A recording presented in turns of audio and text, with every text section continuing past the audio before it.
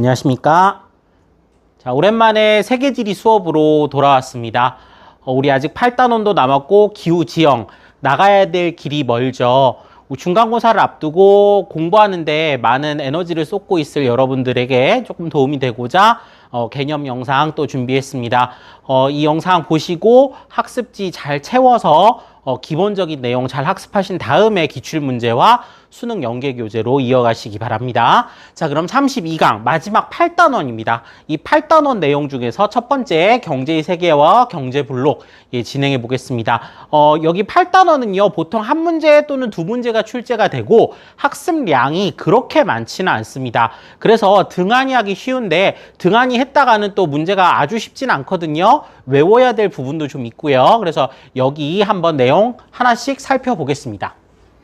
자, 먼저 첫 번째로 나오는 주제, 경제의 세계화와 세계무역기구입니다. 우리 세계무역기구 1단원에서 배웠어요. 1단원에서 이거 약어도 배웠거든요. 우리 세계무역기구 세계무역기구, 그죠? WTO라고 아마 배웠을 겁니다. 월드 트레이드 오거니제이션.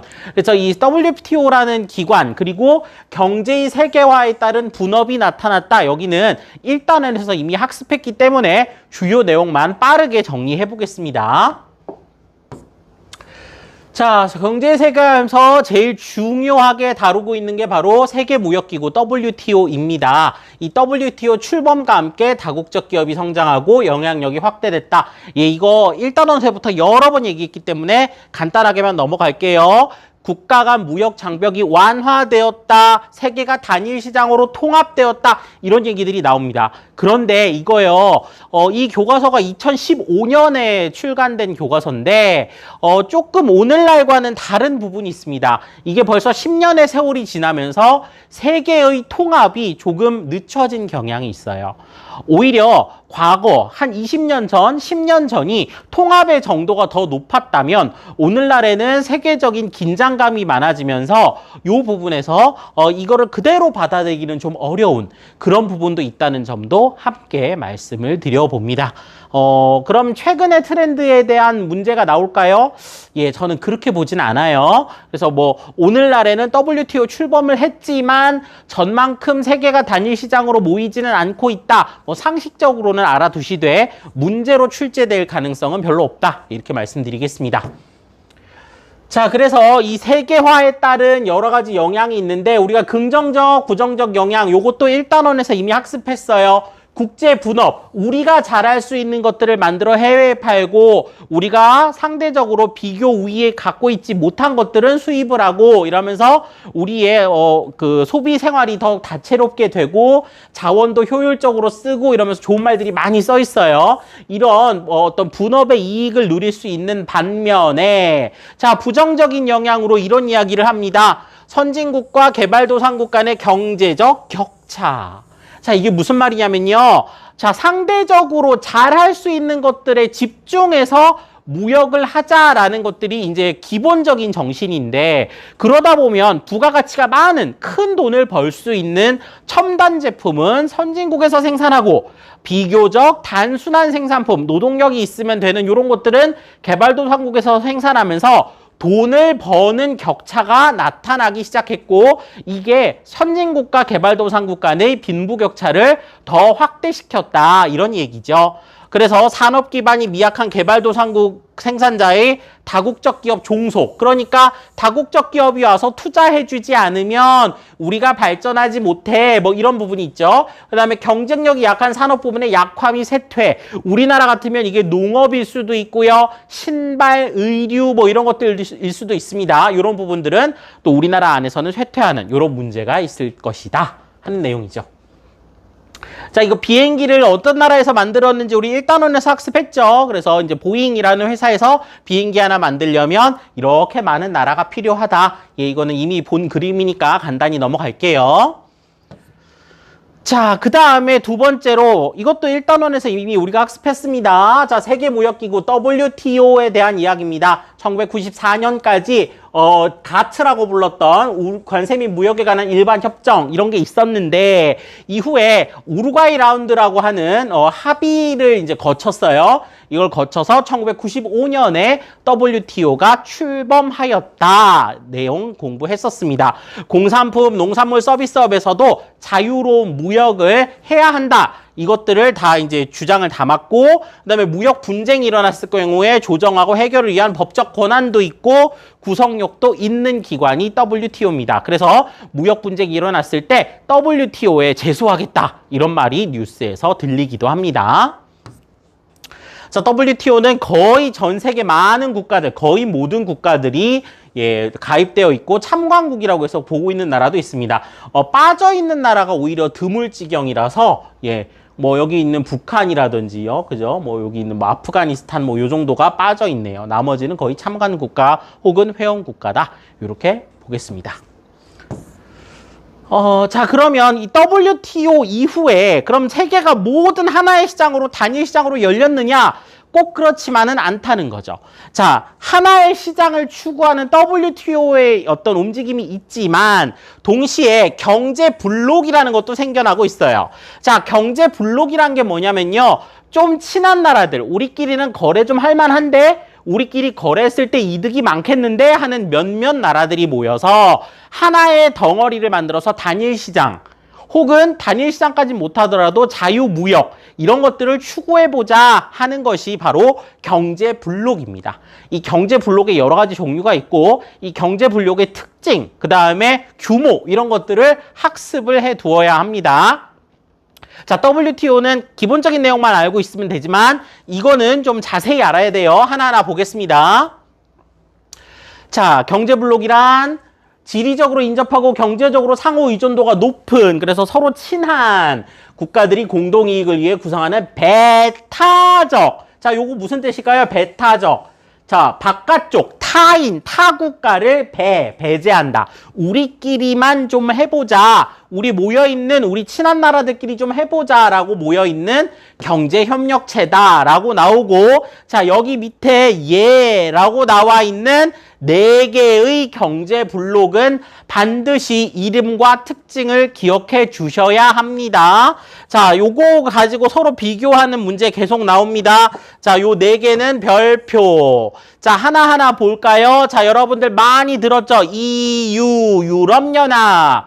자, 그 다음에 동남아시아에 있는 나라들이 뭉쳤네요. 동남아시아 국가연합. 영어로는 아세안. 자, 그 다음에 예전에는 나프타, 북아메리카 자유무역협정이었는데 이게 좀 이름이 바뀌었어요. 자, 미국, 멕시코, 캐나다 협정, USMCA. 자, 아셔야 되고요. 그 다음에 남아메리카 공동시장, 메르코수르라고 합니다. EU, 아세안, USMCA, 메르코수르.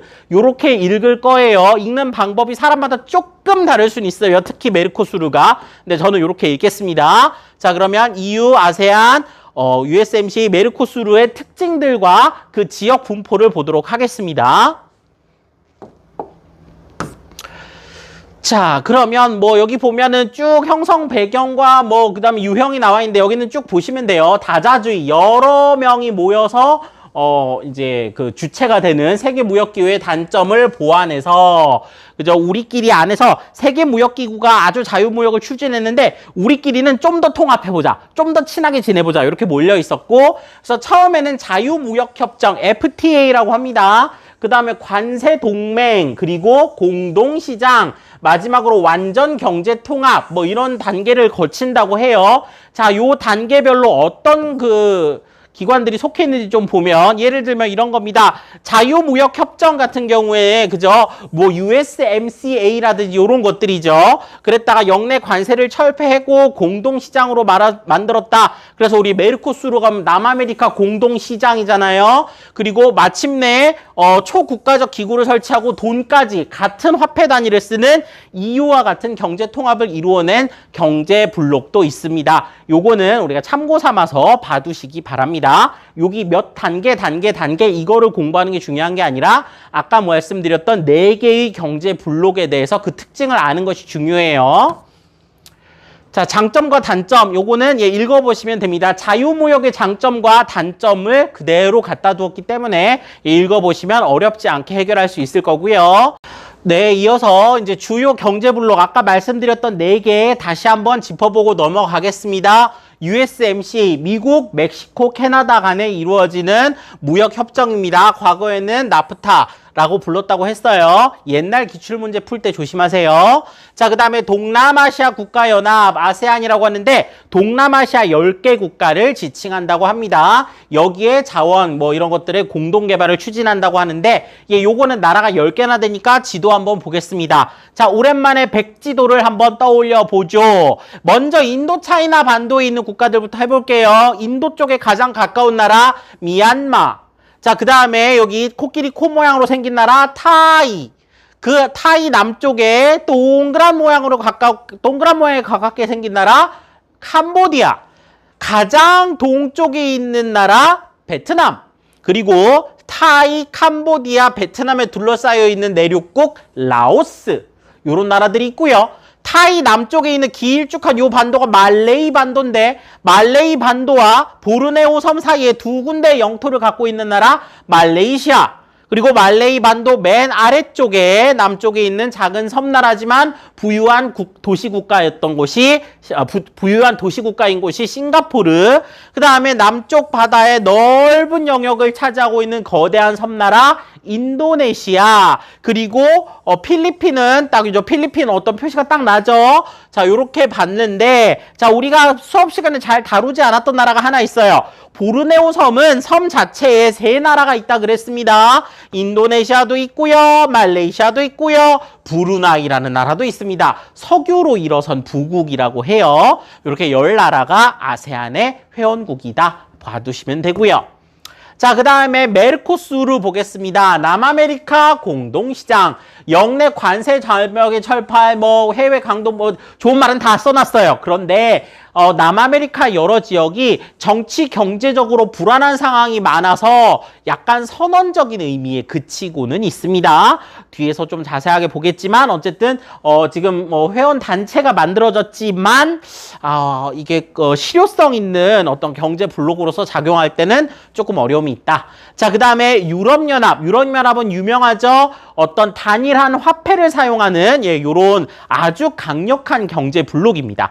회원국 간 상품 자본, 그 다음 노동력, 사람마저도 우리가 쉥겐 조약 배웠죠. 유럽 배울 때 이런 것들을 이동을 보장하는, 그래서 영내 그 지역 내의 관세도 없애고 유로화 단일 화폐도 쓰고 뭐 이렇게 한다라고 했는데 물론 모든 회원국이 쓰진 않습니다. 모든 회원국 중에 왜 유로 안 쓰는데 어디지 기억하고 이렇게까지는 문제 안 낼 거예요. 그래도 모든 회원국이 유로화를 쓴다 하면 그건 틀렸습니다. 자, 그 다음에 2020년에 중대한 사건 하나 있었죠. 영국, EU의 어떤 탄생에 주도적인 역할을 했던 영국이 탈퇴를 함으로써 EU의 위상이 정같지 않다라는 얘기가 나오고 있었다 합니다. 자, 요 사건을 영국을 브리튼 섬이라고 한다 그랬죠. 브리튼 섬이 나갔다. 그래서 브렉시트라고 표현했다. 예, 요런 것들도 알아두시면 좋겠습니다.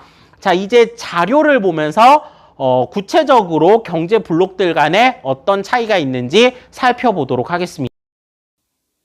네, 이어서 좀 그 큰 화면으로 보기 위해서 이렇게 화면 녹화로 이제 이어가 보도록 하겠습니다. 방금 우리 전까지 주요 경제 블록 4가지 배웠었죠. USMCA, 아세안, 메르코수르, EU. 예, 이렇게 4개의 주요 경제 블록을 배웠고 이 경제 블록의 어떤 그 위치적인 것, 그다음에 특징들 이런 거 알아보는 페이지입니다. 자, 이어서 밑으로 계속 가보면 되겠습니다. 자, 지금 여기 보면 자료에 가나다라 4군데 비어있네요. 비어있는 곳이 어디인지 한번 찾아보도록 하겠습니다. 먼저 그 가로줄 무늬가 있는 가번 보시면 자, 유럽 지역이죠. 유럽 지역이니까 여기는 EU겠네요. 그죠? 그다음에 나번을 보니까 여기 동남아시아 지역이 있네요. 여기는 아세안. 그다음에 다번을 보니까 이게 지금 약간 그 경계가 모호하게 돼 있어서 잘 안 보이는데 우리가 여기 보면은 여기 아시아 쪽에 빗금 치어진 데랑 이쪽 북아메리카 쪽에 빗금 치어진 게 색깔이 약간 다르죠. 예, 요 북아메리카 일대를 예, 이야기하는 것 같아요. USMCA고요. 그다음에 마지막으로 이렇게 작은 가로줄 쳐진 곳 여기 있는 남아메리카 있는 것이죠. 메르코수르. 이렇게 정리를 해봤습니다. 자, 그래서 가나다라가 각각 무엇이다 라고 나와 있고 여기 좀 읽어보시면 내 경제블록 등 경제 통합 단계가 가장 높은 것은 유럽연합이다. 이거 굉장히 중요하죠. 같은 화폐를 쓰는 거. 그 다음에 2020년 기준 영내 총생산은 여기가 가장 높다. 자, 영내라는 말은 그 지역 내 이런 뜻이죠. 지역 내라고 하면은 좀 편합니다. 읽기가. 자, USMCA 곳이 있는 곳이 이제 GDP가 가장 많다. GDP를 합쳐보니까 미국이 워낙 거대한 경제권이기 때문에 이게 가장 많고 그 다음으로 EU, 그 다음에 아세안, 마지막으로 메르코수르 순이다. 예, 요거 기억해 주셔야 돼요. 자, 총 무역액은 USMCA보다 유럽연합이 많다. 왜냐하면은 나라가 많으니까 이제 미국은 미국 안에서 움직이는 게 많기 때문에 무역이라고 잡히지 않는데 유럽연합은 많은 국가들로 이루어져 있으니까 총 무역액은 캐나다 협정보다 미국, 멕시코, 캐나다 협정보다 유럽연합이 많고 뭐 이러면서 쭉 뒤에 설명이 나옵니다. 그래프를 통해 다시 한번 살펴보도록 할게요. 자, 여기 보면은 주요 경제 블록의 역내 및 역외 무역액. 역내라는 거는 아까 뭐라고 그랬어요? 여기 지역 내라 그랬죠? 자기네들끼리 블록 내. 그래서 요거는 블록 내. 이거는 역외는 뭐겠어요? 지역 외니까 블록 바깥으로. 그죠? 블록 바깥의 국가들끼리의 무역액을 말씀드리는 거겠죠. 자, 그래서 보면 영내 무역액은 EU, USMCA, 아세안, 메르코수르 순이고요. 총 무역액도 마찬가지겠네요. 그런데 여기서 하나 조심해야 될 것은 역외 무역. 그러니까 요 역외 무역이 보통은 좀 더 많잖아요. 그런데 EU만큼은 역내 무역액이 더 많다. 이런 것들도 알아두시면 여러분들 문제 풀 때 도움 되겠습니다. 자, 인구 규모로 봤을 때는 10개국, 그죠? 인구가 많은 아시아 국가들이 모여 있는 아세안이 제일 많고 그다음 USMC, EU, 메르코수르 순이다. 예, 요거는 예, 이렇게 살펴봤고요. 자, 역내 총생산과 1인당 역내 총생산. 자, 보면 요 지역 내에서 당연히 USMC가 가장 총생산도 많고 1인당 역내 총생산도 많다. 그죠? 요렇게 볼 수가 있고요. 죄송합니다.